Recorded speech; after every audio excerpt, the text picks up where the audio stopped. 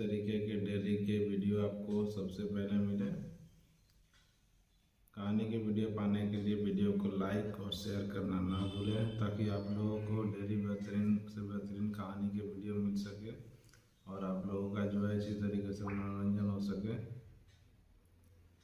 तो चलिए, आज की कहानी का जो शीर्षक है वो है चंपावती। ये एक असमिया लोक कथा है, जो कि असम का है लोक कथा। चलिए इसके बारे में आपको बताते हैं। तो किसी समय में एक अमीर आदमी रहता था। उसकी 2 बीवियाँ थी। बड़ी वाली लागी यानी कि पसंदीदा थी, और दूसरी छोटी वाली अलागी यानी कि जिसे दूर कर दिया गया हो। ये थी दोनों बीवियों की एक बेटी थी। बड़ी बीवी के बार बार कहने पर, लड़ाई झगड़ा करने पर पति ने दूसरी बीवी और उसकी बेटी के रहने के लिए घर के पिछवाड़े में एक झोपड़ी बना दी। अलागी अपनी बेटी के साथ गरीबी में अपना जीवन गुजारने लगी। उसकी बेटी का नाम चंपावती था, और एक दिन पिता ने चंपावती को आदेश दिया कि वह जाकर उसके धान के खेत की रखवाली करे। वह हर रोज एक ऊंचे स्थान पर बैठकर खेत की रखवाली करती और चिड़िया को उड़ाती रहती। इसी तरह कई दिन गुजर गए। एक दिन धान की रखवाली करने के लिए जब वह ऊंचे स्थान पर बैठी चढ़ी, तो उसने गाना गाना शुरू किया।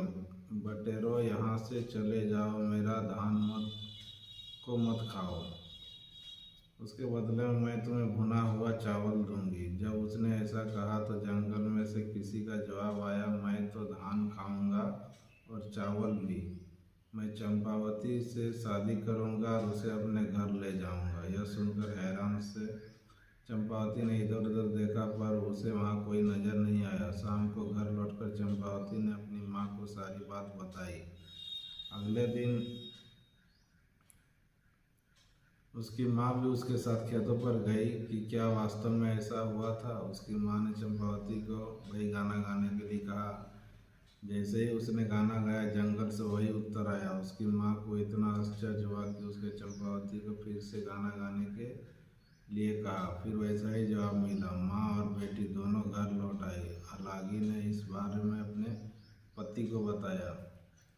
तब अगले दिन वह अलागी, चंपावती और कुछ पड़ोसियों के साथ खेत पर गए। जब चंपा ने गाना को गाया तो वैसा ही किया। फिर से वही जवाब आया। जवाब कौन दे रहा है जानने के लिए सब जंगल में गए, पर वहाँ उन्हें कोई भी दिखाई नहीं दिया।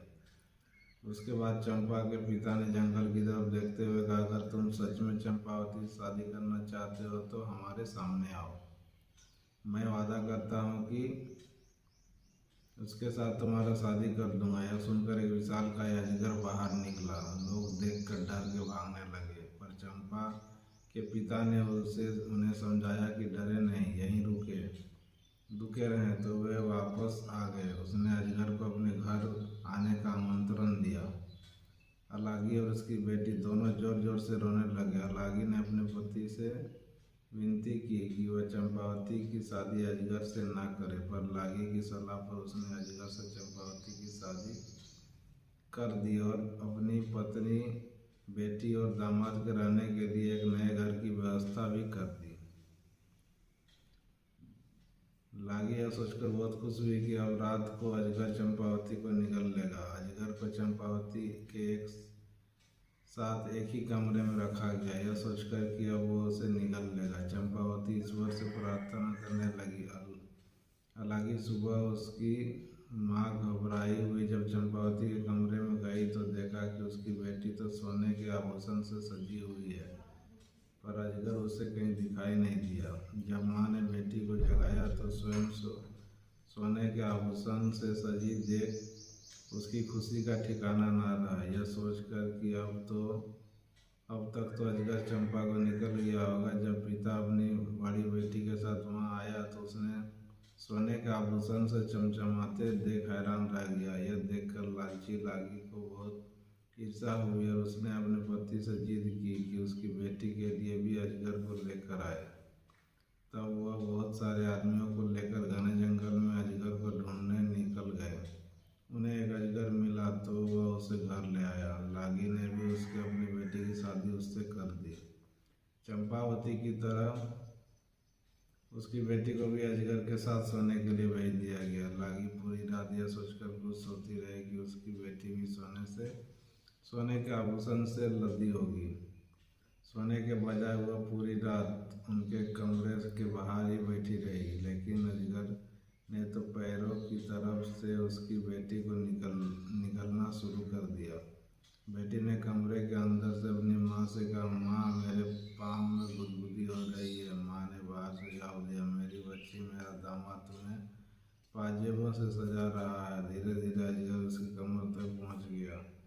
तब बेटी बोली, माँ मेरी कमर में गुदगुदी हो रही है। माँ बोली, मेरी बच्ची मेरा दामाद तुम्हें कमरबंद पहना रहा है। उसके बाद अजगर उसकी छाती तक पहुँच गया तो बेटी बोली, माँ मेरी छाती में गुदगुदी हो रही। माँ ने जवाब दिया, मेरी बेटी मेरा दामाद तुम्हें शॉल पहना रहा है।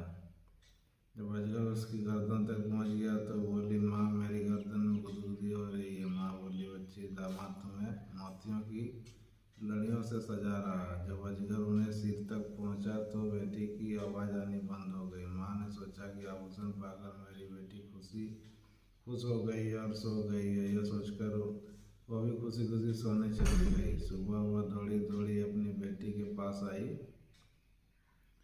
और उसने उसे कहीं नहीं देखा तो अजगर बड़े आराम से वहाँ लेटा आराम कर रहा था। अलगी की बेटी को निकालने के बाद उसका पेट फूला हुआ था। यह देख उसे एहसास हुआ कि क्या हुआ और उसे दहाड़ने मारने लगी। उसके रोने की आवाज़ सुनकर पति दौड़ा दौड़ा आया और पूछा कि क्या हुआ। जब उसे सच का पता चला तो वो सिर पकड़कर वहीं जमीन पर बैठ गई। लागी और चंपावती भी वहाँ रो रही थी। सारे गांव वाले ने रात में पति पत्नी को बहुत मजाक उड़ाया और उसने लालच पर उन्हें धिक्कारा। सब लोगों ने मिलकर बेटी के शव को अजगर के पेट से निकाला और उसका दाह संस्कार किया। तो दोस्तों, ये था आज के कहानी का पहला हिस्सा। आशा करते हैं कि आपको जो है ये कहानी अच्छी लगी होगी, तो वीडियो को लाइक और शेयर जरूर करें। साथ ही अगर अभी तक आपने हमारे चैनल को सब्सक्राइब नहीं किया है तो सब्सक्राइब कर लें। उसके बाद बेल आइकन जरूर दबाएं।